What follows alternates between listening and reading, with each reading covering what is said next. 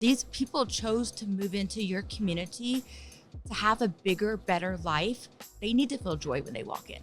And so everything we do is centered on that. And that affects our team members, and that obviously affects our residents and members. And that's what we build upon. Welcome to Season 8 of Bridge the Gap, a podcast dedicated to informing, educating, and influencing the future of housing and services for seniors. The BTG network is powered by sponsors Align, Nick Knapp, ProCare HR, Sage, Hamilton Captel, ServiceMaster, the Bridge Group Construction, and Salinity, and produced by Salinity Marketing.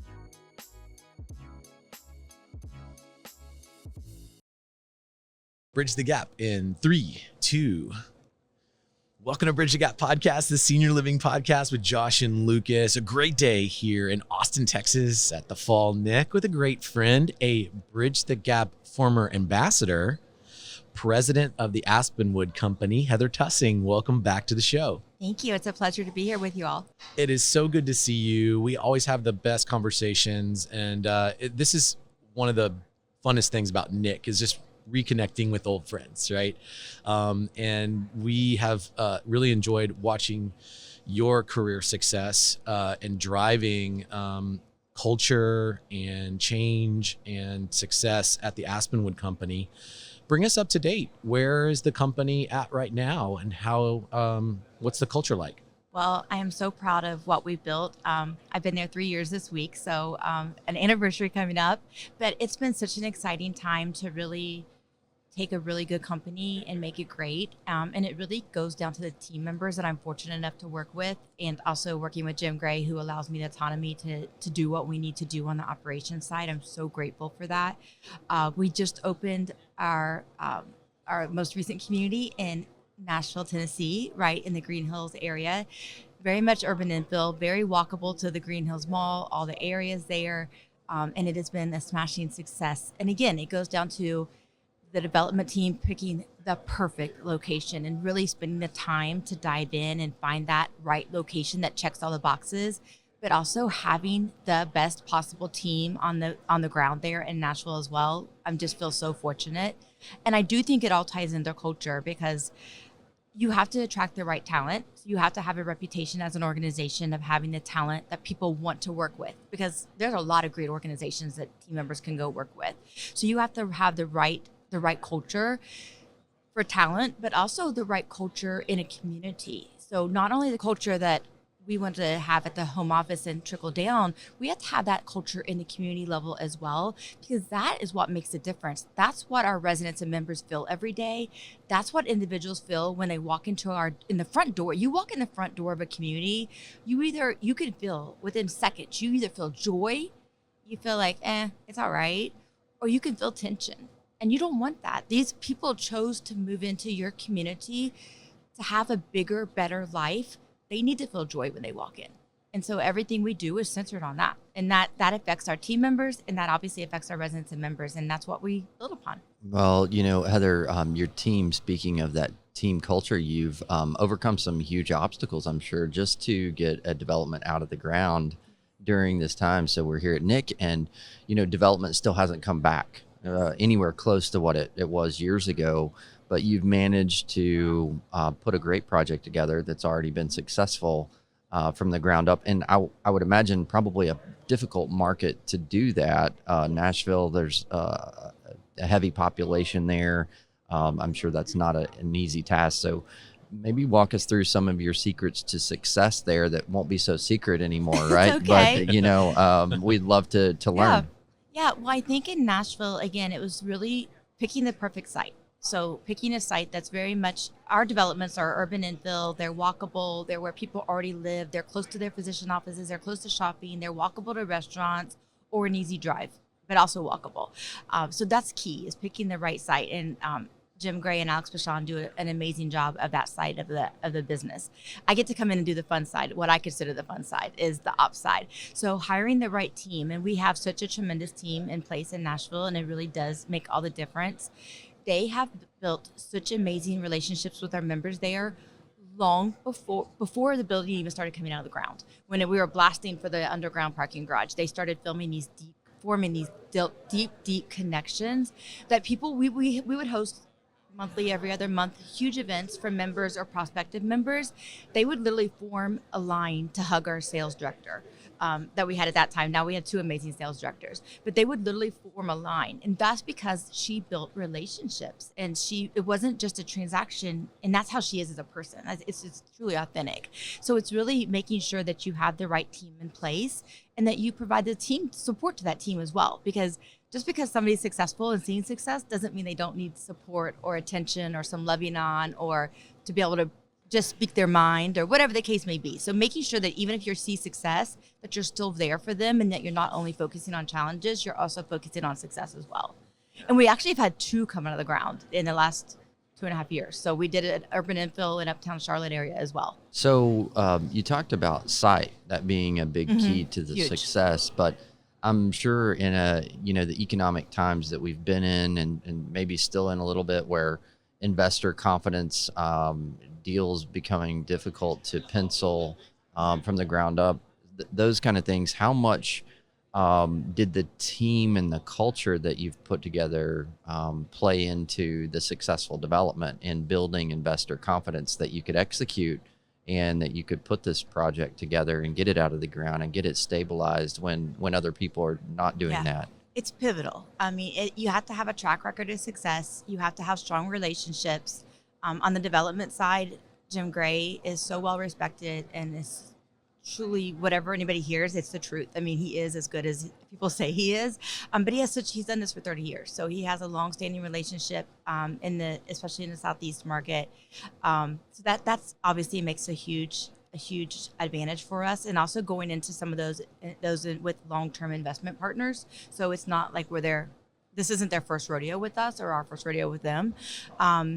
So I think it's pivotal. And then obviously having the operational success to prove in our prior startups what those look like. Yeah. So I'm curious, and I'm going to assume some of our listeners out there may not be really familiar with exactly what your community offers, what it looks like, and how you position that in these markets that you're going to. So everybody's, asking the question, what's the difference between the greatest generation, the next generation? Was this product designed for the boomer generation, or is it some gap in the middle? Or what has been your approach to target and marketing, and how does that look different now versus maybe 10 years ago? It's so different. And independent. So our luxury urban infill products that we do, and then we also have mid-luxury, which are more traditional suburban, great properties, nice assets. They're just a little different. They're typically AL memory care, sometimes IL. Our urban infill products that we develop from the ground up, those are an IL, AL memory care titration, with IL being the most, memory care being the least. And I think that in IL, those potential members are the ones looking for themselves. So they're really looking at the amenities, the lifestyle. What are you going to offer me? How is this going to broaden my life? How am I going to form new friend groups? How can my old friend groups transition? How can I host things here? So it's definitely creating the space and the amenities for those individuals who are looking, especially they're looking for luxury in a close proximity to what they're used to, which is not always easy to do because you're working with a small footprint of land, typically in the middle of a city. But it's so cool to see that. And then I think in AL and memory care, we're looking at adult children and what's important to them, but also ensuring that we're doing what's right for our future resident or member as well in a memory care environment. So it's kind of a mix. So because not everything that an adult child is looking for is always what's most pivotal to that individual. So it's combining those two. What is going to benefit the new resident or member's memory care life, also what are the adult children looking for, and marrying those together. Yeah, well, that's really interesting. So you have really two different marketing strategies and sales approaches going after two different decision makers there. Exactly. And it sounded like your site does play a huge pivotal role in that more entry level, higher functioning adult, because they love that walkable lifestyle.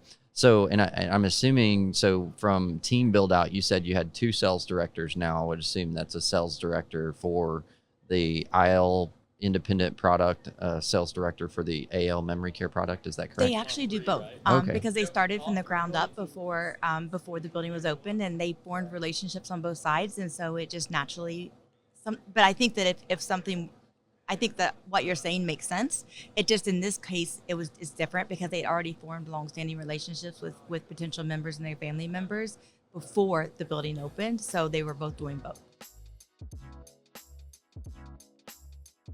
This episode is powered by ProCare HR.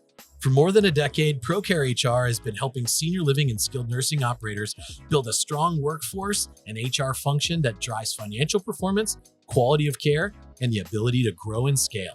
ProCare HR is a comprehensive HR suite designed specifically for senior care. They bring deep industry experience, integrated technology and data, and expertise in all facets of HR. If you're interested in what it means to build HR specifically for senior care, visit procarehr.com. So the next several years for you and your team, you're obviously successfully bringing developments out of the ground during a time where a lot of people are trying to do that and it's difficult.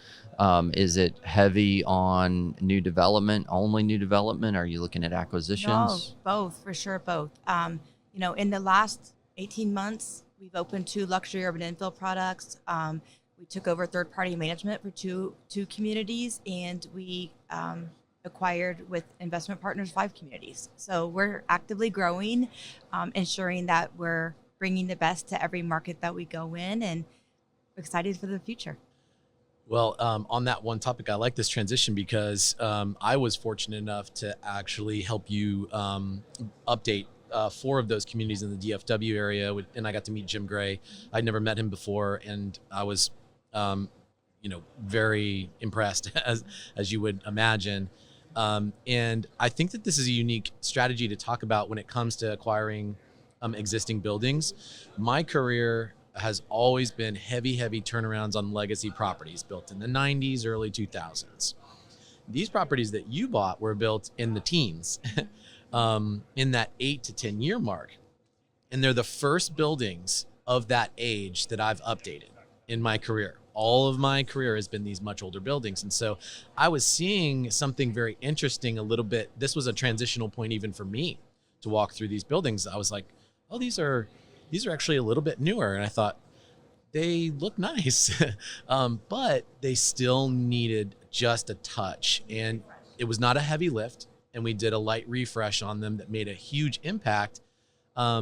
And I got to talk to Jim about his strategy around that. I really was interested because some of them, the occupancy was high, but still y'all wanted to take that opportunity to update those. Do you want to talk about strategy around that? Sure. So we, first of all, with those properties, we're partnering with Artemis on those. And Artemis has been a great partner to allow us to do what needs to be done. And I'm very grateful for that partnership for that reason, because they see the potential opportunity.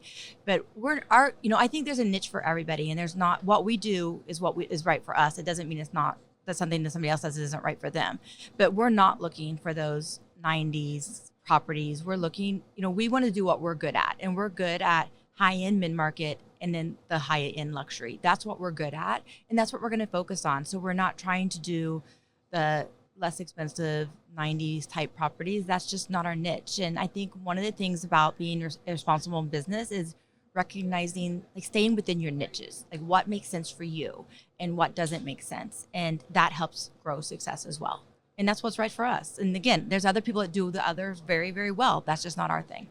Well, and I would imagine, applying a little bit of just common sense is, when you're a consumer, putting yourself in that standpoint as the resident potentially, it would be much like going into a modern day hotel. If you're staying in luxury hotels, you have to keep those fresh. You have to keep them top notch. And even myself, the opportunity that when I have the opportunity to travel in a luxury way, you may choose not to stay or may choose not to go back to a place if they don't keep it updated. So I imagine from a unit turn CapEx expenditure, that's a totally different strategy on that type of product than it would be a mid-market product.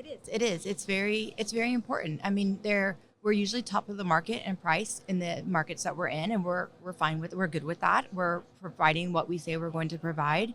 But along with that, they do expect the amenities to be appropriate, and also the services, obviously, to be that same standards. Because not only the service can affect it just as equally. If we go to a really nice hotel, I was fortunate enough to be at a conference last week and they hosted us at the Peninsula Hotel in Chicago. So when you go to a really nice hotel, just the expectation is very different as to what that service and the amenities will look like. So it's important that those. Well, and I'm glad you brought it back to that because I think one of the challenges that a lot of leaders face, no matter what you're doing, but specifically in senior living, is how to scale that culture. So, it's one thing to develop one property and get it right, but to duplicate that over and over again. So from a leadership standpoint, where has been some of your key successes in strategy to duplicate and be able to scale that level of service over and over again? I think it's having a strong team. Obviously, it takes a strong team. And when you have a really strong senior team, you have individuals who are able to poke holes in theories, poke holes in ideas, and come out of it collaborative and with a better outcome. And I think that's so important. And you don't get that unless you have a strong team. Because if you have weaker members on your team, then they are not going to feel as confident to do that. So it's important to, one, have a strong senior team who's not afraid of kindly saying that they think something might not be the way it's supposed to be. And that's how we become better. Those are the people I want to work with. I want to learn from my team members. I want us all to help each other be better. So I think that's been really important to us. And also to be willing to pivot so say last year we had this great thing going with the great programming. And then this year we're like, hey, we need to do this, something quit working. It's okay. It's okay to pivot. It's okay to change. And it's okay to think of fresh ideas and to look at problems as opportunities. And I think that is what makes a strong organization. And that is what creates an environment where people want to be. Well, I think you answered that in such a humble way. Because I think that is very difficult for a lot of leaders to do, is to surround themselves with people that are just as strong, if not stronger than they are, right? And to be open to allowing people to give you advice, give you suggestions, poke holes in the ideas, as you said. So congratulations on all the success. I'm excited to see this, and I think a lot of our listeners in these difficult times of trying to figure out strategy, what type of product, what type of services, what point in the market, where to develop and how to put that deal together, can learn a lot from you guys there. So Lucas, a lot of fun conversations here at Nick. A great fun conversation, and it's so great that even Bridge the Gap is able to attract people like Heather to be even an ambassador. Went through that class together, so that was a lot of fun, and appreciate your support of this network and bringing attention to it. I appreciate what y'all do for the industry, so thank you. All right, so if you love this content, go to btgvoice.com, download this and so much more. Connect with us on LinkedIn. We'd love to hear your story. And thanks for listening to another great episode of Bridge the Gap. Thanks for listening to Bridge the Gap podcast with Josh and Lucas. Connect with the BTG Network team and use your voice to influence the industry by connecting with us at btgvoice.com.